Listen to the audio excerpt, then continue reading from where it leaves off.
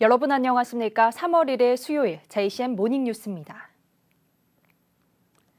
이성걸 울산시 교육감 보궐선거 예비후보가 어제 돌연 사퇴 입장을 밝혔습니다.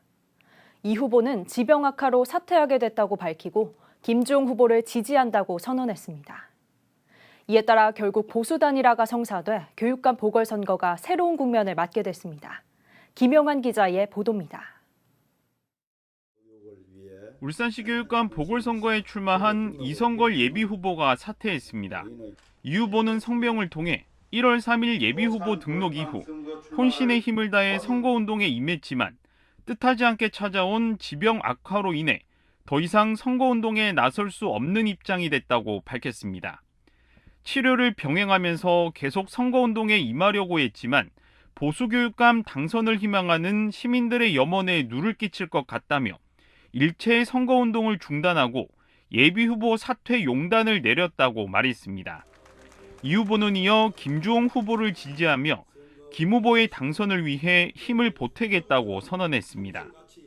이에 따라 울산시 교육감 보궐선거에서 보수 후보 단일화가 자연스럽게 성사됐습니다. 이에 대해 김주홍 예비후보는 이 후보의 지병 악화 소식에 안타깝고 가슴이 무겁다고 밝혔습니다.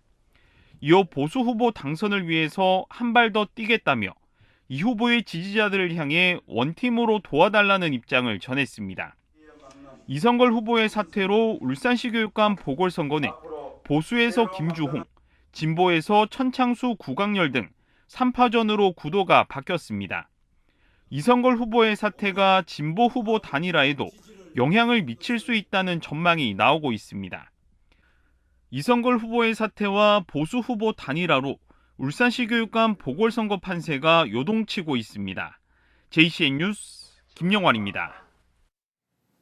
국민의힘 3월 8일 전당대회 당권주자인 김기현 의원이 어제 나경원 전 의원과 함께 대구 일정을 소화했습니다.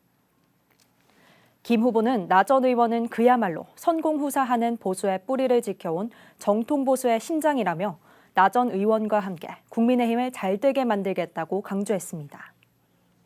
나경원 전 의원도 대통령과 정말 호흡을 맞출 지도부가 들어서서 그 지도부가 대통령의 개혁을 힘있게 뒷받침해야 한다고 생각한다며 김 후보 지지를 호소했습니다.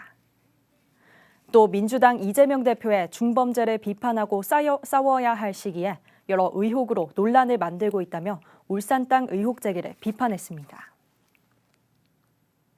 40년 넘게 논란이 된 설악산 5세 케이블카 사업에 대해 환경부가 설치 가능하다는 의견을 내놓으면서 20년 넘게 답보 상태인 영남 알프스 케이블카 사업도 탄력을 받을 거란 전망이 나오고 있습니다. 앞서 지난 27일 환경부 원주지방환경청은 설악산 국립공원 5세 케이블카 설치 사업을 조건부 협의 의견으로 사실상 통과시켰습니다. 이에 따라 20년 넘게 낙동강 유역 환경청으로부터 환경 영향평가 초안도 통과하지 못한 영남 알프스 케이블카 사업에 대한 기대감도 커지고 있습니다. 울주군이 추진 중인 영남 알프스 케이블카 사업은 복합 웰컴센터에서 신불산 억새평원 일대 2.472km 구간을 케이블카로 잇는 사업으로 오는 2025년 준공을 목표로 전액 민자로 추진되고 있습니다.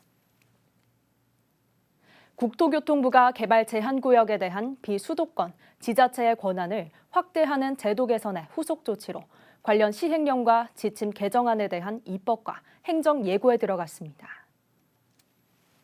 개정안은 시도지사에게 개발 제한구역 해제 권한을 기존 30만 제곱미터 이하에서 100만 제곱미터 미만으로 확대하고 최초 계획 수립 외 계획 변경 시 국토부와의 사전 협의를 의무화하는 내용이 담겼습니다. 또 개발 제한구역이 도시를 관통하고 지형이나 교통 노선을 따라 시가지가 확산돼 하나의 생활권으로 관리가 필요한 지역의 경우 개발 제한구역 최소폭 5km 규정이 완화됩니다. 제104주년 3.1절을 맞아 울산에서도 기념행사가 다채롭게 열립니다.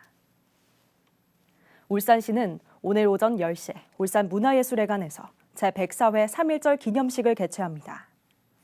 오늘 기념식은 코로나19 이후 4년 만에 참석 인원 규모가 800여 명으로 확대 개최됩니다. 기념식에 앞서 달동문화공원 울산 항일 독립운동 기념탑에서는 참배 행사가 열립니다.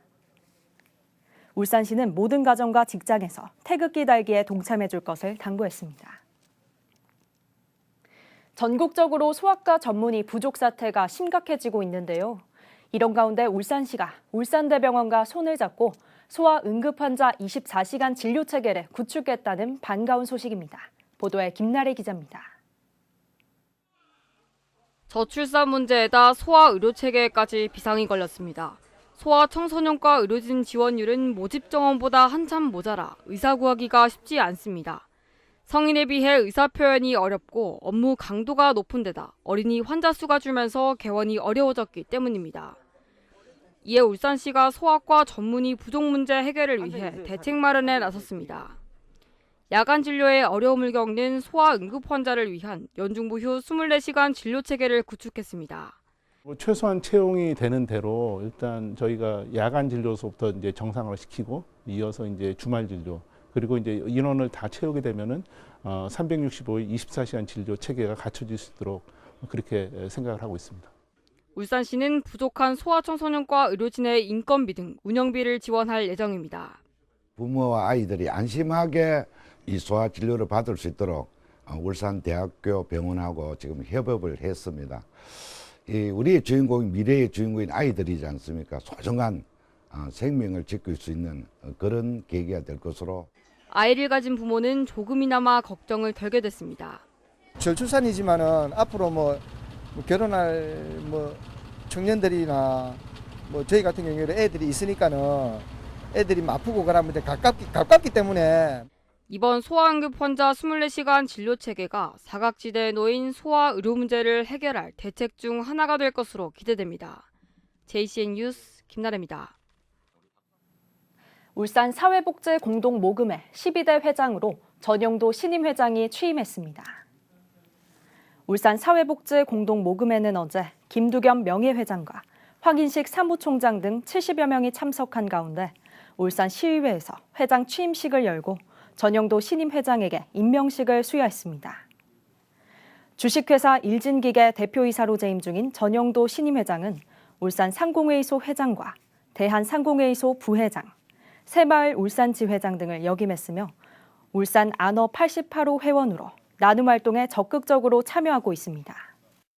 역대 회장님들께서 쌓아오신 업적들을 토대로 모금회의 성장과 발전을 도모하며 울산이 대한민국 최고의 나눔 행복 도시로 도약할 수 있도록 최선을 다하겠습니다. 제35회 울산 상공대상 수상자에게 김재홍 주식회사 동부 대표이사 등 3명이 선정됐습니다. 경영대상에 선정된 김재홍 대표이사는 30년 울산의 향토기업을 경영하며 설비 건설업계 동반 성장을 도모한 공로를 인정받았습니다. 기술대상으로 선정된 노준섭 현대중공업 부사장은 조선업 기술 동반 성장을 위한 노력을 인정받았으며 안전대상 수상자로 선정된 박정욱 바스프 퍼포먼스 폴리 아마이드 코리아 공장장은 체계적인 위험성 관리로 사망사고 발생률 제로를 성과한 인정받았습니다. 제35회 울산 상공대상 시상식은 오는 22일 제50회 상공의 날 기념식에서 열리며 수상자들에게는 각각 200만 원의 온누리 상품권과 상패가 주어집니다. 울산시가 건축물의 계획부터 시공 해체 등 전 주기별 관리 방안을 담은 건축 안전관리 종합 추진 계획을 수립해 시행합니다. 이 계획은 건축물의 계획과 설계 단계부터 건축구조 기술 검토 등을 지원하고 수명을 다해 철거될 때까지 안전점검을 지원하는 내용을 담고 있습니다. 특히 안전 사각지대 해소를 위해 구군의 건축안전센터 설치를 지원하고 국토안전관리원과의 협업 체계를 구축, 안전관리 자율협약 추진 등이 시행됩니다. 울산과학대학교가 고용노동부의 대학 일자리 플러스 센터 사업에 선정됐습니다. 대학 일자리 플러스 센터는 대학의 청년 특화 고용 서비스, 지원 역량을 강화하고 청년의 노동시장 진입을 지원하는 사업입니다. 울산과학대학교는 2027년까지 해마다 2억 원의 사업비를 지원받아 청년들의 진로와 취업 지원 관련 프로그램을 운영할 계획입니다. 특히 취업 전문 상담과 자기소개서 작성, 면접 컨설팅 등도 제공할 방침입니다. 울산 청소년 진로직업체험센터가 중소벤처 기업부 주관 메이커 스페이스 평가에서 최우수 등급을 받았습니다. 센터는 성과 목표 달성도와 지속성장 가능성 등을 평가하는 이번 평가에서 울산에서는 유일하게 최우수 등급인 S등급을 받아 국비 7,300만 원을 확보했습니다. 메이커 스페이스는 일반인들의 다양한 창작 활동을 지원하는 공간으로 남구 청소년 진로직업체험센터는 3D 프린터와 레이저 커터, 목공 장비와 제빵기기 등의 시설을 갖추고 있습니다. 동구청이 코로나19로 운영이 중단됐던 동구 세평 어린이공원 레이 썰매장을 3월부터 재개장합니다. 코로나19로 2년 넘게 운영이 중단됐던 레이 썰매장은 지난해 2달간 한시적으로 운영되다가 오는 3월 7일부터 정식으로 운영에 들어갑니다. 동구청은 아이들이 옆레일 아이와 손을 잡고 내려가는 등의 안전사고 위험을 예방하기 위해 8개의 레일 중 4개만 운영할 예정이라고 밝혔습니다. 레일 썰매장은 오전 10시부터 오후 5시까지 이용 가능하며 오는 10월 29일까지 운영됩니다. 전국 대부분 중고등학교 신입생들에게 지원되는 교복비를 두고 자부이 끊이지 않고 있습니다. 울산 지역 중고등학교 신입생들은 다른 시도보다 교복비 지원을 적게 받고 있는데도 이마저도 정작 필요한 학생들은 다 쓰지 못하거나 반대로 억지로 지원금을 써야 하는 부작용이 잇따르고 있습니다. 구현희 기자입니다. 울산 지역 중고등학교 신입생들에게 지원되는 교복비는 1인당 25만 원, 전국에서 가장 적습니다. 울산을 제외한 다른 시도는 1인당 30만 원을 지원합니다. 그나마 울산시 교육청은 올해부터 신입생들에게 교복비 25만 원을 똑같이 지원합니다. 교복비가 25만 원 미만이면 남는 지원금으로 추가 품목을 구입할 수 있습니다. 하지만 현장에선 이조차도 제대로 이행되지 않고 있는 것으로 나타났습니다. 일부 학교가 이를 무시하고 남는 지원금을 사용할 수 없게 한 겁니다. 그 부분은 학교로 문의하지 원래는 안 하고 안 하신다면서 그렇게 말씀하셨거든요. 당혹스러운 건 학부모들입니다. 분명히 교육청에서 정액 지원이 되어 있는데 왜 학교 차원에서 그렇게 끊었을까라는 생각이 들어서 황당했어요. 한편 교복비 단가가 높은 탓에 지원금만으로는 교복 한 벌조차 구입할 수 없는 학교도 있습니다. 반대로 원하지 않는데도 추가 품목을 억지로 구입하는 경우도 있습니다.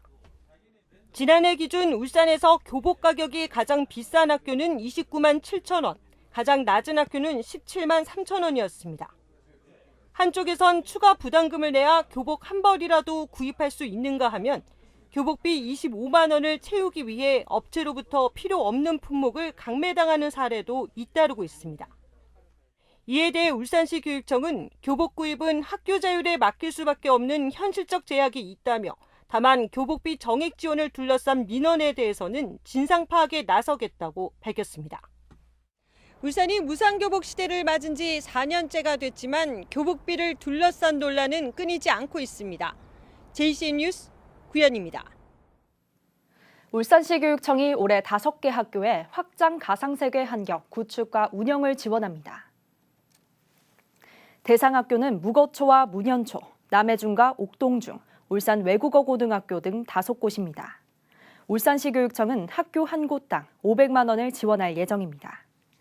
이들 학교는 메타버스를 활용해 수업 진행과 자료 공유, 창의적 체험 활동 등에 나설 계획입니다. 울산시가 울산에 소재하고 있는 국가와 정부 공공기관 45곳에 대해 공사 계약 시 입찰 참가자의 자격을 지역으로 제한해 줄 것을 요청했습니다. 울산시는 국가와 정부 공공기관의 경우 국가계약법에 따라 10억 원 미만의 공사를 계약할 경우 법인 등기부상, 본점 소재지로 경쟁 참가자의 자격을 제한할 수 있지만 최근 모 정부기관이 3억 원 미만 공사를 전국 대상으로 입찰 공고하는 사례가 발생했다고 밝혔습니다. 울산시는 울산에 상주하는 정부 공공기관의 관심이 지역 업체들에게 큰 보탬이 될 것이라며 지역 경제 활성화와 상생 발전을 위해 지역 제한 경쟁 입찰에 협조해 줄 것을 당부했습니다. 지난 1월 말 실종된 25세 신윤주 씨가 실종 한 달이 지난 현재까지도 발견되지 않고 있는 것으로 전해졌습니다. 남부경찰서는 지난 15일 신 씨에 대한 수사를 강제 수사로 전환하고 전화 기록과 금융 기록 등을 수사했지만 아무런 단서를 찾지 못했으며 범죄 혐의점도 발견되지 않았다고 전했습니다. 경찰은 가족들의 반대로 공개 수사는 하기 어려운 상황이라고 전했습니다. 중구의 한 주택에 들어가 현금 32만 원을 훔치는 등 중구 일대를 돌며 주택 3곳에서 귀금속과 현금 등 1,300여만 원을 훔쳐온 60대 A씨가 절도 혐의로 경찰에 붙잡혀 구속됐습니다. A씨는 전남 광양에서 자신의 접이식 자전거를 차에 싣고 와 이 자전거를 타고 다니며 불이 꺼진 집을 물색한 뒤 가스배관을 타고 침입해 금품을 훔쳐온 것으로 드러났습니다. 경찰은 자전거를 타고 다니는 A씨를 CCTV를 통해 포착하고 추적해오다가 전라남도에서 검거했습니다. 남부경찰서가 휴대전화 판매점에서 스마트폰을 훔쳐 달아난 40대 A씨를 절도 혐의로 검거했습니다. A씨는 지난 1월 18일 울산의 한 휴대전화 매장에 들어가 업주가 한눈을 파는 사이 진열대에 있던 스마트폰 2대를 훔쳐 달아난 혐의를 받고 있습니다. 경찰 조사 결과 A씨는 같은 수법으로 울산과 양산, 부산에서 5차례에 걸쳐 모두 1,190만 원 상당의 스마트폰 7대를 훔친 뒤 전당포에 맡겨 현금을 챙긴 것으로 드러났습니다. 경찰은 CCTV 분석과 탐문 잠복 수사로 지난 2월 6일 A씨를 검거하고 여죄를 조사하고 있습니다. JCN 모닝뉴스를 마칩니다. 함께해 주신 여러분 고맙습니다.